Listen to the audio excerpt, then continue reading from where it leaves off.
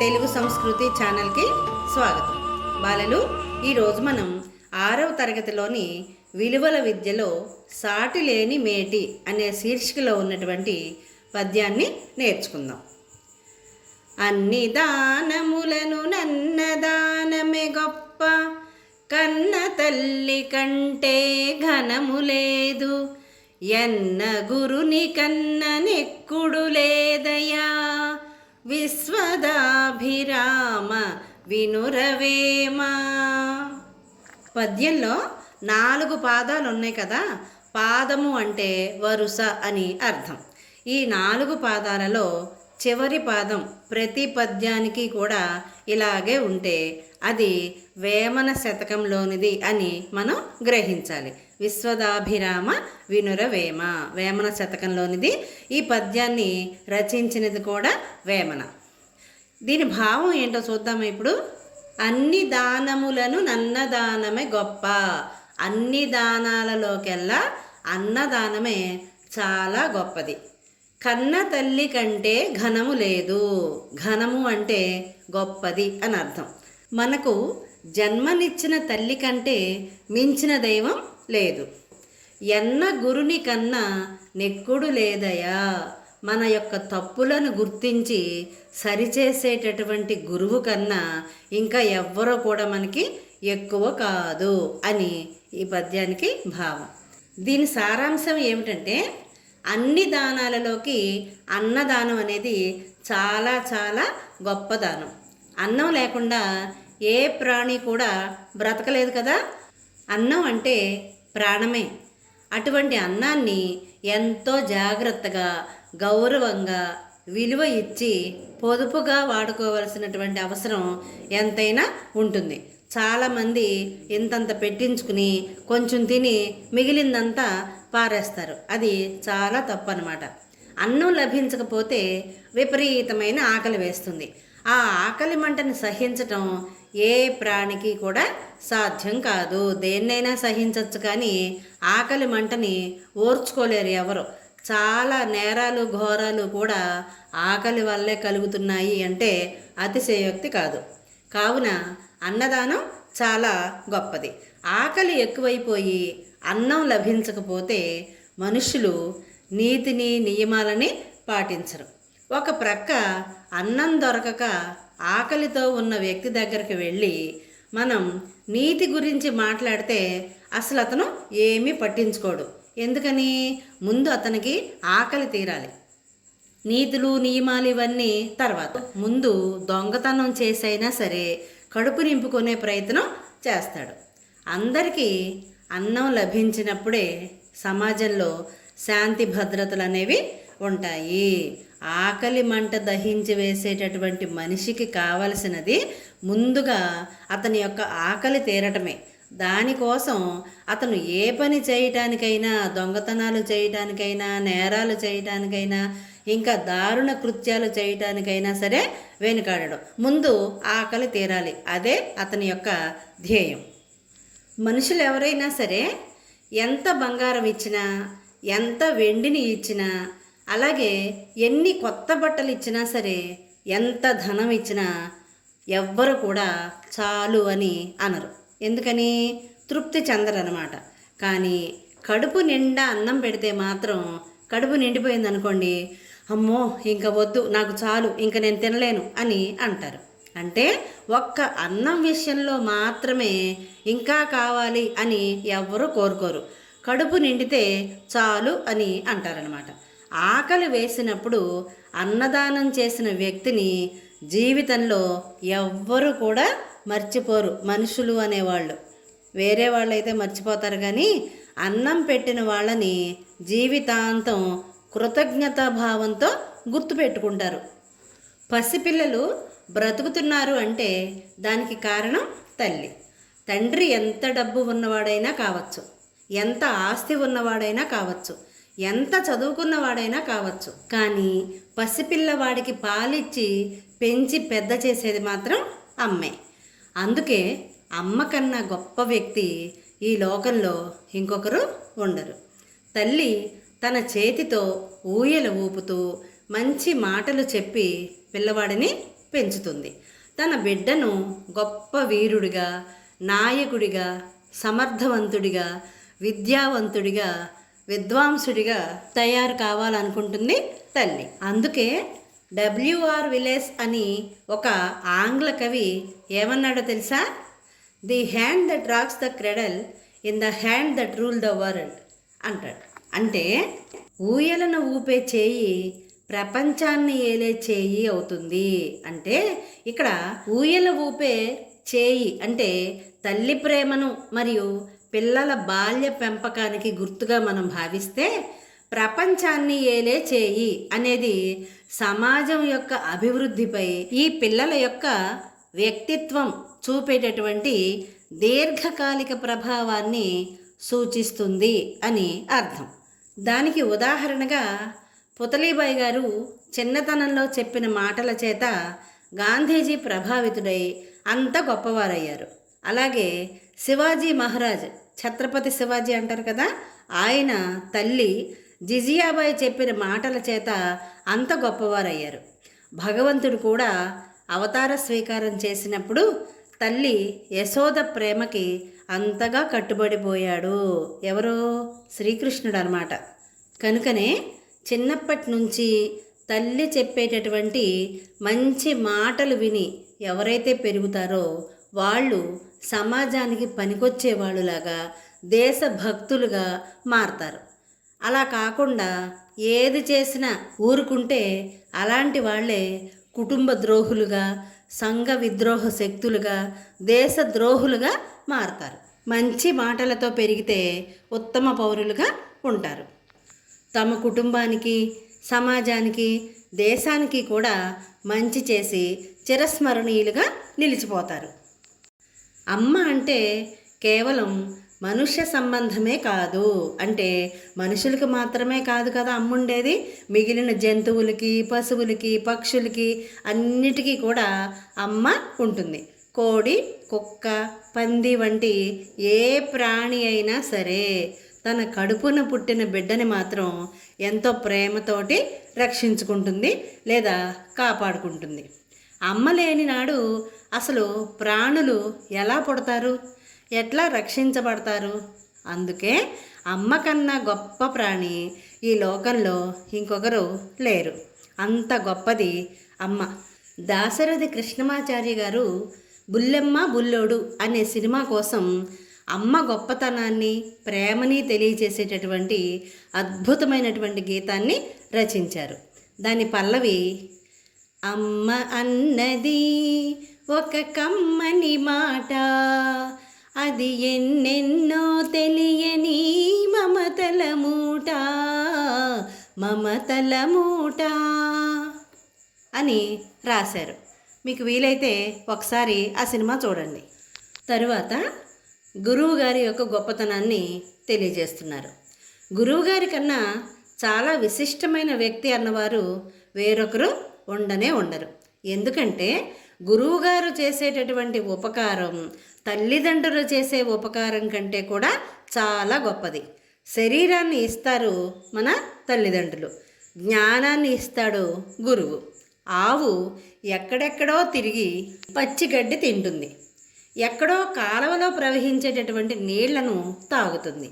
తాగి కమ్మటి, తెల్లని, స్వచ్ఛమైన, ఆరోగ్యకరమైనటువంటి పాలు తయారు చేసి సాయంకాలం మనకిస్తుంది. ఆ పాలు తాగిన కారణం చేత చంటి పిల్లలు కూడా హాయిగా జీవిస్తారు. అట్లా ఆవు గడ్డి తిని నీళ్లు తాగి పాలగా మార్చి ఇచ్చి లోకాన్ని రక్షించినట్లే తాను కష్టపడి ఎన్నో విషయాలు చదువుకొని, తాను తెలుసుకొని, జ్ఞాపకం పెట్టుకొని, చెప్పమని అడగగానే శిష్యుడికి ఉదారంగా పరమ ప్రేమతో చెప్పేటటువంటి గురువుగారి కన్నా గొప్ప వ్యక్తి ఈ లోకంలో ఇంకొకరు ఉంటారా? ఉండరు. గురువుగారు కష్టపడి సంపాదించినటువంటి జ్ఞానం ఆయన యొక్క శిష్యులకు వెళ్ళిపోతుంది. గురువుగారు కొన్ని సంవత్సరాల తరబడి తాను నేర్చుకున్నటువంటి విద్యని శిష్యులకు చాలా కొద్ది కాలంలోనే అందిస్తారు. అంటే అంత నిస్వార్థంగా, అంటే తనకి ఎలాంటి స్వార్థము లేకుండా తన శిష్యులకి తనకి సంబంధించినటువంటి అత్యంత విలువైన జ్ఞానాన్ని ఉదారంగా ఇవ్వగలిగిన వారు ఒక్క గురువు మాత్రమే. అబ్దుల్ కలాం గారు మన దేశానికి రాష్ట్రపతిగా ఎన్నో సేవలు అందించారు ఆయన. అలాంటి అబ్దుల్ కలాం గారి లాంటి దార్శనికుడు, అంత గొప్ప శాస్త్రవేత్త ఈ దేశంలో తయారయ్యారంటే అది కేవలం గురువుల వల్ల మాత్రమే సాధ్యమైంది. అబ్దుల్ కలాం గారు 5వ తరగతి చదువుకునే రోజుల్లో రామేశ్వరంలో శివసుబ్రహ్మణ్య అయ్యర్ అని ఒక ఉపాధ్యాయులు ఉండేవారట. చిన్నతనంలో శివసుబ్రహ్మణ్య అయ్యర్ గారు చెప్పినటువంటి పాఠం చేత ప్రభావితుడైనటువంటి అబ్దుల్ కలాం గారు తదనంతర కాలంలో, అంటే తరువాత కాలంలో భారతదేశానికి ఉపగ్రహాలు కూడా తయారు చేసి అంతరిక్ష రంగంలో స్వావలంబన కల్పించారు. మన భారతదేశం వేరే దేశాల మీద ఆధారపడకుండా తనంతట తాను అంతరిక్షంలోకి ఉపగ్రహాలు పంపగలిగేటటువంటి స్థాయికి మన దేశాన్ని నిలబెట్టారు అబ్దుల్ కలాం గారు. దీనివల్ల మనకి ఏం తెలుస్తోంది? ఒక ఉపాధ్యాయుడు ఎంత గొప్ప గొప్ప వ్యక్తుల్ని తయారు చేయగలడో అబ్దుల్ కలాం గారి గురించి తెలుసుకుంటే అర్థమవుతుంది. అందుకే గురువు లాంటి విశిష్టమైనటువంటి వ్యక్తి ఈ లోకంలో వేరొకరు ఉండనే ఉండరు. అన్నం యొక్క విలువ తెలుసుకోవాలి, అమ్మ యొక్క స్థానం గౌరవం తెలుసుకోవాలి, అలాగే గురువుగారి యొక్క గొప్పతనాన్ని కూడా తెలుసుకోవాలి. ఈ మూడింటి యందు పరమ గౌరవ భావంతో మనందరం జీవించాలి. మనం ఎంత చదువుకున్నా, ఎంత ఉన్నత స్థితికి వెళ్ళినా సరే తినే ఆహారం పట్ల, అమ్మ పట్ల, గురువుగారి పట్ల గౌరవ భావం లేని నాడు మన చదువు, మన జీవితం, మన బ్రతుకే వృధా అయిపోతుంది. అందుకని సంస్కారవంతంగా, సభ్యతతో, నీతి నియమాలతో బ్రతకాలి. అలా బ్రతకలేని నాడు మనం ఎంత చదువుకుంటే మాత్రం ఉపయోగం ఏముంది? లేదు కదా. అందుకనే అన్నిటి పట్ల గౌరవ భావంతో ఉండాలి. అమ్మ పట్ల, అన్నం పట్ల, గురువుగారి పట్ల ఇంకా గౌరవ భావంతో, కృతజ్ఞతా భావంతో ఉండాలి. ఆహారం మనం బ్రతకటానికి కావలసిన శక్తిని శరీరానికి అందిస్తుంది. అమ్మ మనకి జన్మనే ఇస్తుంది. అమ్మ లేకపోతే మనం లేనేలేము. అలాగే గురువుగారు మనకి ఎలా జీవించాలి అనే దాని గురించి నేర్పిస్తారు. జీవన విలువలు, ఎలా బ్రతకాలి, ఎవరితో ఎలా మాట్లాడాలి, ఇలాంటి మంచి మంచి విషయాలన్నీ మనకి తెలియచేసేది గురువు. కాబట్టి వీళ్ళ పట్ల మనం గౌరవ భావంతో ఉండాలి అని అర్థం. ఇక్కడ చూడండి, గురువుగారు పాఠం చెప్తుంటే పిల్లలందరూ కూడా ఎంత శ్రద్ధగా వింటున్నారో కదా. అందరూ కూడా అలాగే శ్రద్ధగా వినాలి.